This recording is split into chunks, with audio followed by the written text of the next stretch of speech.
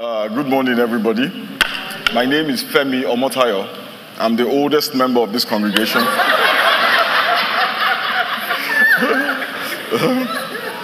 I'm also the lead pastor. Amen.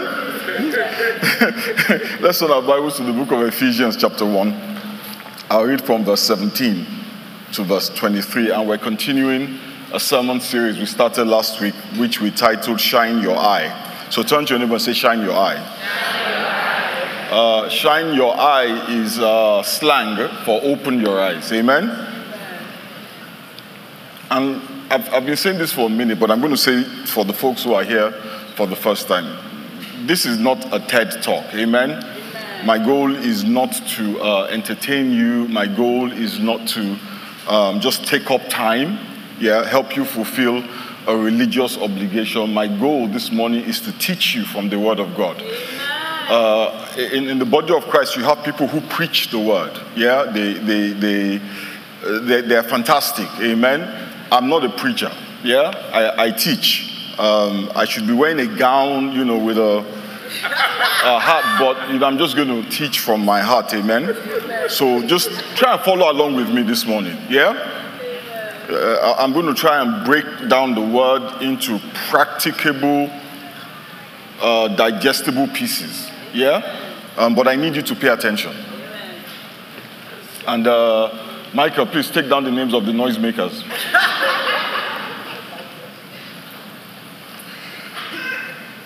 That the God of our Lord Jesus Christ, this is Paul saying, I am praying for you, that the God of our Lord Jesus Christ, the Father of glory, may give unto you the spirit of wisdom and revelation in the knowledge of him.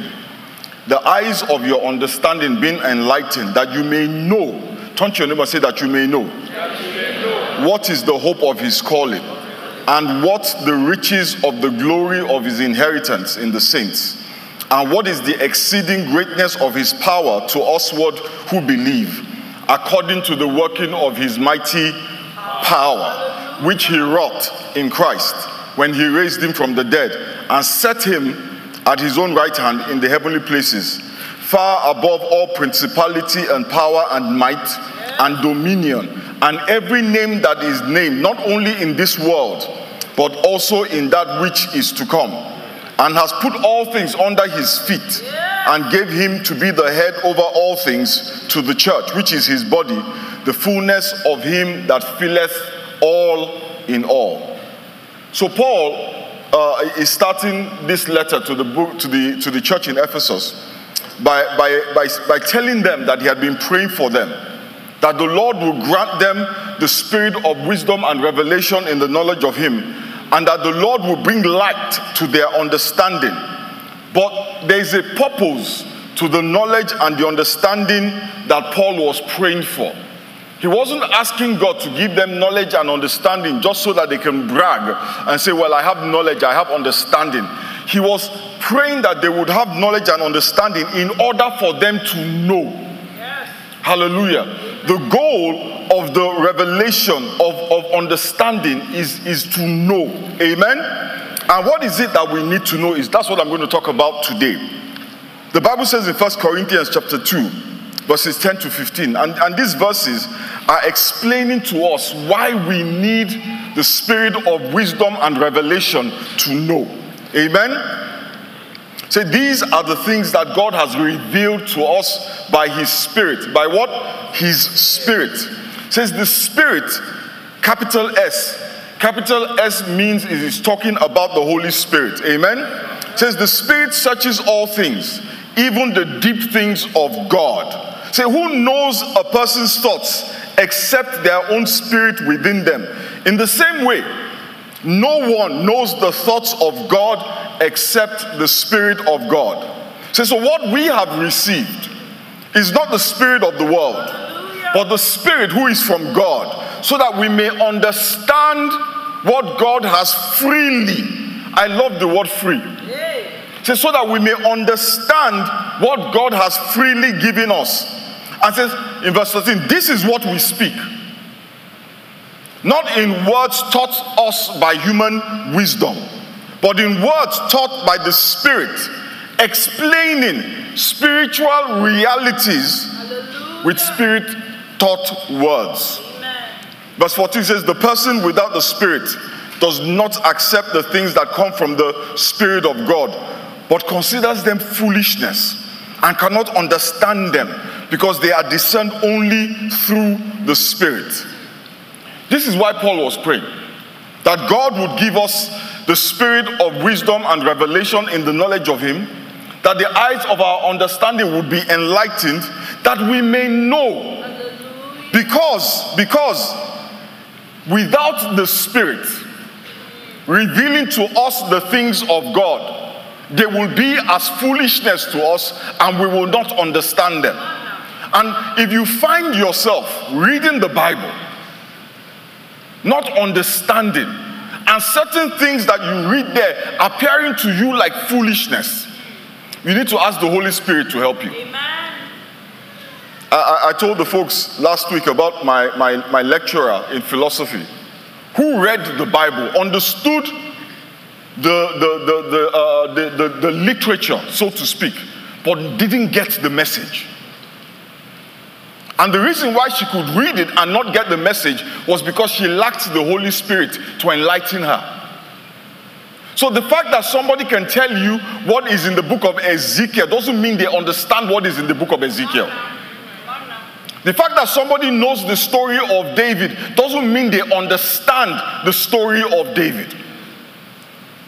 So there is another level of cognition with scripture that only the Holy Spirit can facilitate. Hallelujah. So you can know the Bible but on a superficial level.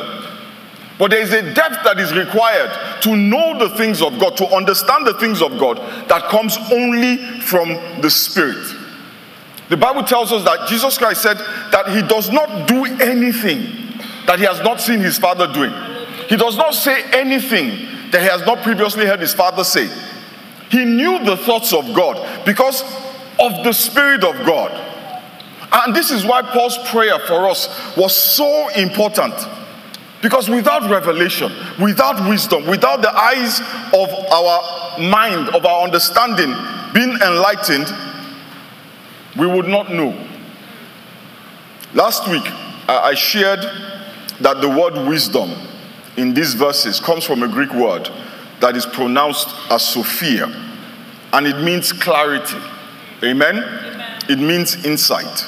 And the word revelation comes from a Greek word that is pronounced apocalypsis, which means covering, uncovering, or revealing.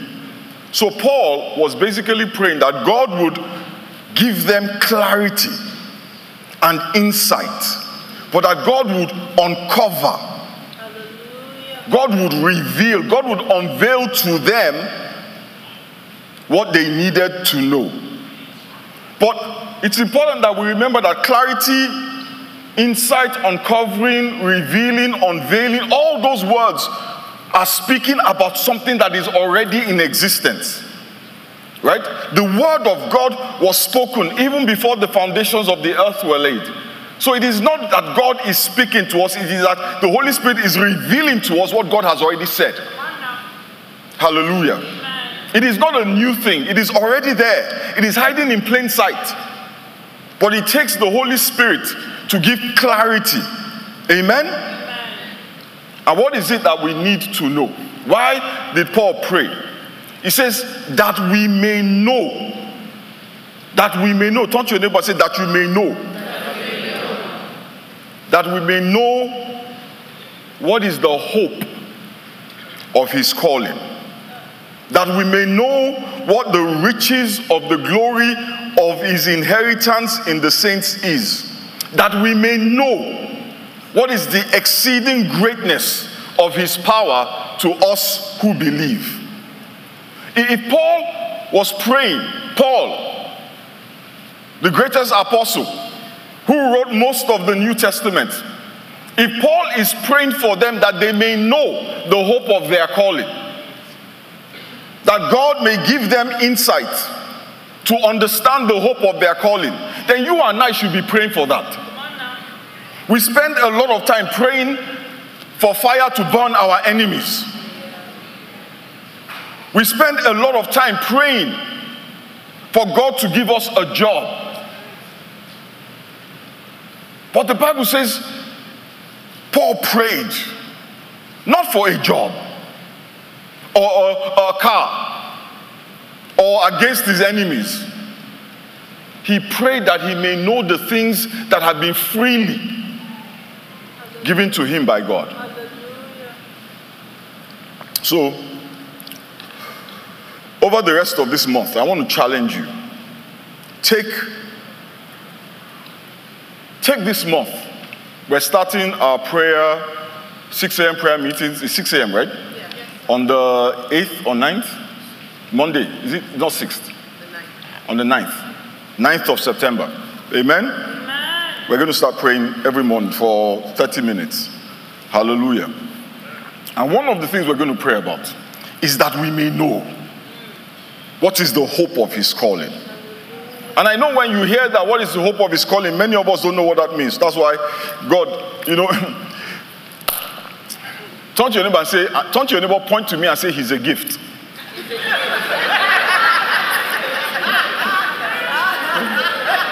The bishop understands what I'm talking about. Yes. Seriously.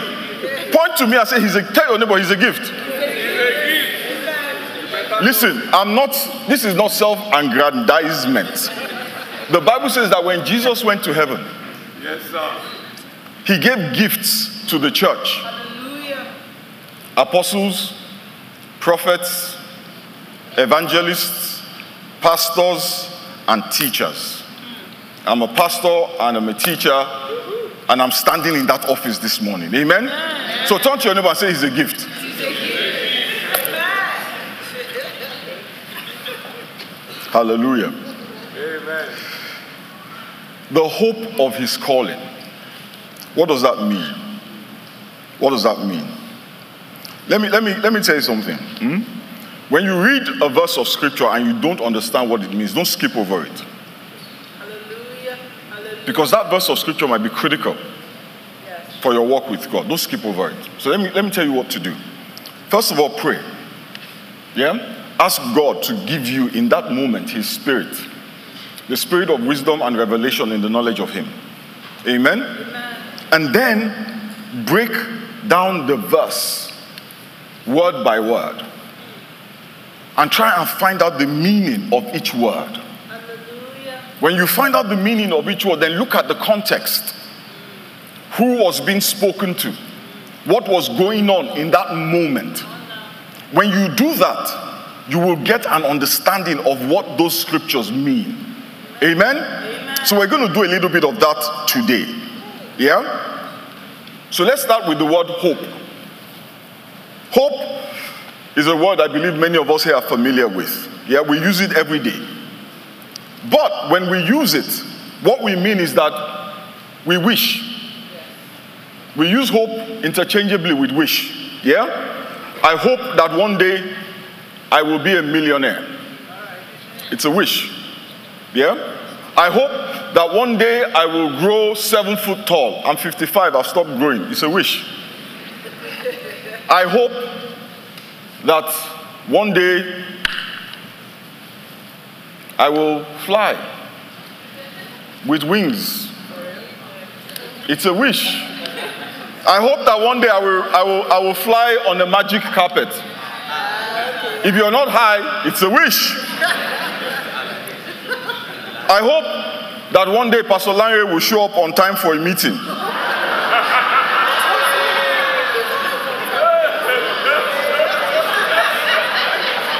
He's not here, he's not here. I'm allowed to throw shade at him when he's not here. You see, a wish, yeah? When the Bible uses the word hope, it is not a wish. Yeah? A wish is based on nothing but our desire. A wish is just something that you want. Something you want to see happen. But really there is no basis for you to see that thing happen. Amen? Other than you want it to happen. Now, in the Bible, the word hope in these verses we have read, it comes from a Greek word that is pronounced ellipsis. Touch him and say ellipsis. An ellipsis simply means expectation. And I know when you hear expectation, the tendency is to think hope is the same as faith. But hope is not the same as faith. Yeah? It's a little bit like faith, but it's not the same thing. There's a difference. Let me tell you the difference. Faith is a confidence that what you are certain of has happened. Amen? Hope is a confidence that what you are certain of will happen. Faith says, I am healed. Hope says, I will be healed. Hope speaks to the future. Faith speaks to now. Romans chapter 8 verse 24 to 25 says, we were given this hope when we were saved. If we already have something, we don't need to hope for it. But if we look forward, touch him and say forward. If we look forward to something we don't yet have, we must wait patiently and confidently. So we have faith in God's word. He has already spoken. He says, I am healed, but I am hopeful that I will see a manifestation of what he has spoken. So faith is a posture of your heart that says what God has said is true. If he says I am healed, then what? I am healed. Hope is a state of mind that eagerly anticipates, expects the manifestation in the future. Amen? Let me delve into a little bit of philosophy. The Greeks had an interesting concept of hope. To them, to the Greeks, and you know the New Testament was written mostly in, actually it was all in Greek. Yeah? The Greeks, for them, hope is not just expectation. Yeah? It was a very specific kind of expectation. They had an expectation of their future based on their assessment of themselves. Amen? So, a person would look at his abilities, look at his opportunities, look at his experiences, and say, because of these things, I have hope that I will be A, B, or C. His hope was based on what he could see of himself. His hope for himself, was based on what he could see for himself. And if he could not see anything in his life to justify his expectations, that is not hope, that is folly. But when he looks at his life, when he does that assessment, and based on that assessment, he can see a future for himself, he will say, this is my hope. Amen? I hope that this will happen. I hope that that will happen. So for a Greek man, the basis of his hope was generated from within him. And then he acts on it. But it was all about him, from him. So for a Greek man, his hope determined who he is. His hope determined who he will be. His hope determined what he will do. So if a man is born into a royal family, receives the best education, taught by the best teachers in a wide variety of subjects, had the best care, ate the best and healthiest food, that man could look at all of these experiences and hope that one day he will be a king. Do you understand what I'm saying? Yeah. His expectation for himself was based on his assessment that his life had given him everything that a king needed. So he could safely hope to be a king. Some of us would say he has high hopes for himself. But for Paul and for us Christians, our hope, our expectation of the future is not determined by an assessment of our strengths, of our abilities, of our opportunities, or our experiences.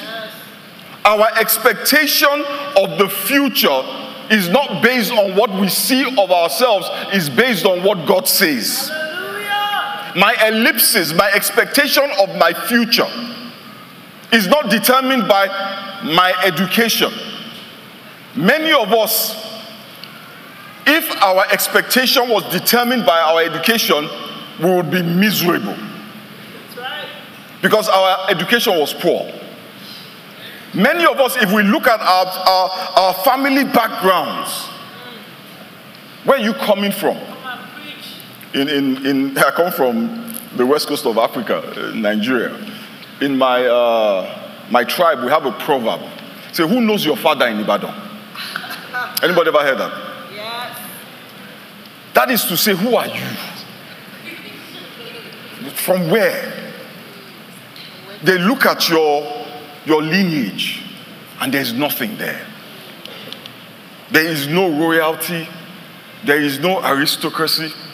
And yet you are thinking, you are hoping that one day you'll be what? You are limited by your birth. Many of us, we think about ourselves in terms of what we can see of ourselves. In terms of the opportunities, the experiences that we have. But hope is based not on those things that you see. It is based on what the Holy Spirit has revealed to you. It is based on the Word of God. So my expectation for Femi Omotayo is not that I will be what my circumstances say I will be, but I will be what God says I will be. Hallelujah. In Romans chapter 15 verse 13 it says that may the God of hope fill you with all joy and peace as you trust in him, so that you may overflow with hope by the power of the Holy Spirit. So if someone were to say to me now, Femi, what is your hope? I would say to them, it is written in the book of Job, the 8th chapter and the 7th verse, that though my beginning may be small, my latter end shall be far greater.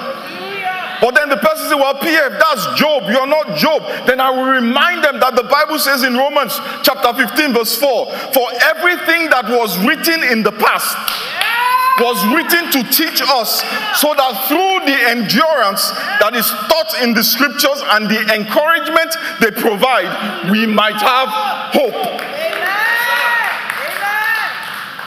Hallelujah. Though your beginning may be small. That's the word for somebody here this morning. Though your present may be small, though the capital to invest may be small,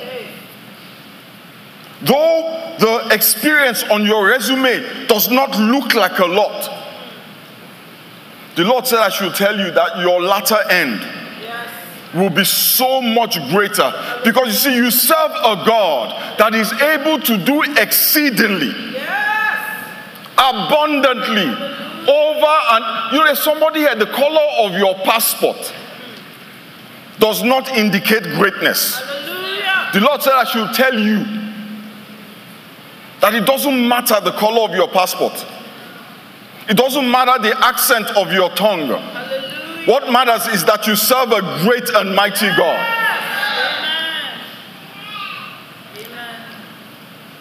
What is your expectation? What is your expectation based on? Let's look at the second word in that verse. And the word is calling, the hope of your calling, of his calling. The Bible says the hope of his calling. And what is a calling? A calling could be what a person is called, their name. That is who they are. That's their identity. A calling could also be your assignment, your career, your vocation, your work. So Paul was praying for the church in Ephesus that God would reveal to them, unveil for them, give them clarity as to their identity and their assignment, and what is the expectation for them because of their identity and their assignment. The Bible says in the book of Romans chapter 8 verse 28, and we know that in all things God works for the good of those who love him and have been called according to his purpose. This is the hope of his calling. That God is in all things working for my good. Hallelujah. Hallelujah. There's a reason why Paul asked the Holy Spirit, asked God to bless these people. Because if you understand that it doesn't matter where you are right now, that it doesn't matter what you are going through right now, that because of who you are, who God has called you to be, and what God has given you to do, that He will take that thing that is even now keeping you awake, and He will add it to the other one that you were giving a testimony over. He will mix it all together and make sure that at the end of the day, only good comes out for you. But you see, when you don't understand that moment, that snapshot of your life will define you. It will be your total or the totality of your experience and your expectation. And you will be miserable and you will despair. That is why it is important that you know what is the hope of your calling. So that you can stand in this moment and know that this too will pass. You can stand in this moment no matter how hot it is, no matter how difficult it is. You have this confidence that what you are going through is not the end of your story. Why? Not because you are uncomfortable, not because you don't like your circumstances, but because your expectation is based off of what God has said. Amen? This is the hope of His calling.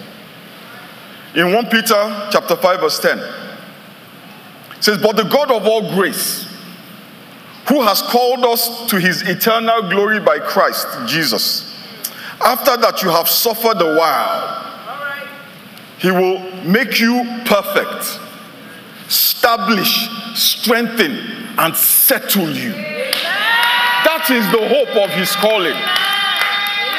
You know that this suffering that you are suffering, anybody ever suffered here?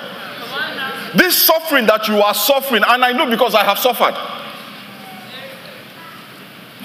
It says after you have suffered for a while. You might be in the while right now. Some of us are still in the while. Some of us we stepped out of that while, we're in another while. Some of us right now, we are in the part where God is perfecting us. Some of us He is establishing us. Some of us He is strengthening us. And all of us He will settle us. That is the hope of His calling. If you understand these things, it will change the way you live your life. See, because many of us, our Christianity is based on results. Christianity for us is like a vending machine, pull, deliver with prayer, with worship, some offering, and out comes a lovely husband. And when the husband doesn't come or the job does not come, see, this Christianity doesn't work. And those of us who don't say it out, we're thinking it. It is because you don't know the hope of your calling. Because if you know the hope of your calling, you know that though weeping may endure for a night, Amen. Joy, Amen. It comes in the morning. Amen. That is why Paul is praying for you, that you may be filled with the spirit of wisdom and revelation in the knowledge of Him, that the eyes of your understanding be enlightened, so that you may know what is the hope of His calling. In 1 Corinthians chapter 2 verse 12, it says, "Now we have received not the spirit of the world, but the Spirit that is from God." Why? That we might know the things that have been freely given to us by God. Some of us are working for what is already yours. You know, the elder brother went to his father and said, I have worked so hard for many years, and you didn't give me anything. This irresponsible lout of a son that you have, you gave him so much, and look at what he has done. Now you are celebrating him. You know what the father said to the elder brother? He said, oh boy, everything I have is yours. But guess what? The boy didn't know. So he was working for it. The Bible says, I have seen a terrible thing. Servants are riding the horse while the prince is walking. Why is the prince walking? He doesn't know he's a prince. Yes. So people are defining you for you because you don't know who you are. People are making you pay for what God has freely given you. That you may know. That you may know what is the hope of his calling. God wants you to know his plans for you. He wants you to know his will for you. He wants you to know the destination that he has set for you. He wants you to know that this thing you're going through is temporary. And even then, it is working for you a far greater weight of glory than what you think you are losing. That you may know. I don't know where you are in life. I don't know what challenge you face. But I can tell you this without any fear of contradiction. That if you are in Christ, it will pass. If you are in Christ, it will work for your good. Even your mistakes. Even your mistakes. Even the plans of the enemy. Honestly, the way we pray for our enemies to die is because we lack understanding. I'm serious. If you have understanding, you will understand that God uses your enemies. And that if you are the apple of his eye in Christ Jesus, they can't touch you. That's why the Bible says, no weapon that is formed against you shall prosper. So Christians are not supposed to be running around afraid from vigil to vigil, praying against demons, against witches, against wizards, as if demons and witches and wizards can stand against the blood of Jesus. We are afraid of our own shadow. We have more fear than we have hope. It is time for us to know what has been given to us and to possess our possessions. Amen. It says, upon Mount Zion, there is holiness and there's deliverance. And the children of God, the house of Jacob, what do? They possess their possession. How can you possess what you don't know you already own? I'm praying for you that the eyes of your understanding will be enlightened. That he will give you his spirit in wisdom and revelation in the knowledge of him. That you may know. That's all. Just that you may know what is the hope of your calling. I want to challenge you very seriously this month of September. Don't faff around. Don't play around. You played all summer. Seriously, this month, listen. Many of us, let me tell you something. Many of us are going to start this running around like a headless chicken around December, worrying about 2025. Yeah? By December 2025 is sorted. Now is the time for you to start sorting 2025. Hallelujah. Now is the time to start saying to God, what is your plan for me for 2025? Some of us want to, in 3 days, you just do one, pam, pam, pam, leave Instagram for 3 days, and God. What's the plan? What are you saying? No. Because see, God doesn't work on your timetable. Come on now. He will speak when he's ready to speak, and the more time you give him, the better for you. So start now. Start now talking to God about 2025. I know 2024 is not finished, I know. But for some of us, relax. It's already over. It is what it is, yeah? 2025. Let's start praying now. And the prayer point, I want to know God. I want to know what is the hope. What is my expectation for 2025? What am I trusting you for? Amen? Let us pray.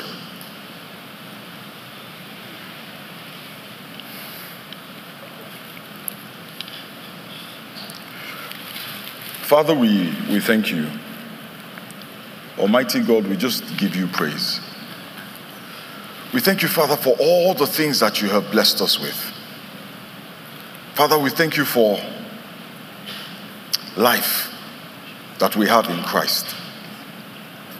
Almighty Father, we just commit ourselves into your hands. We ask in the name of Jesus that you grant us revelation and wisdom in the knowledge of you.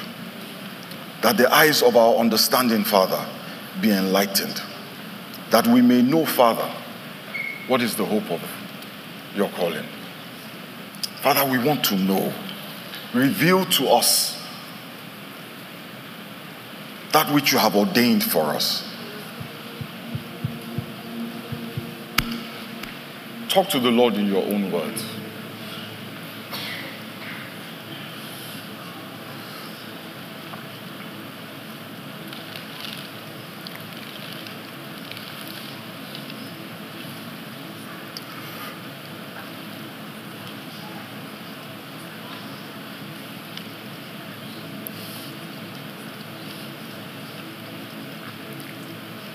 Father, we thank you. Almighty God, we just give you praise. We know, Father, that there is no one like you. You're the Father of all spirits and the God of all flesh.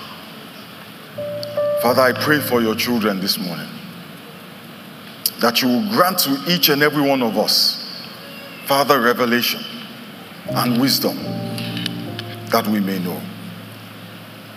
That we may know.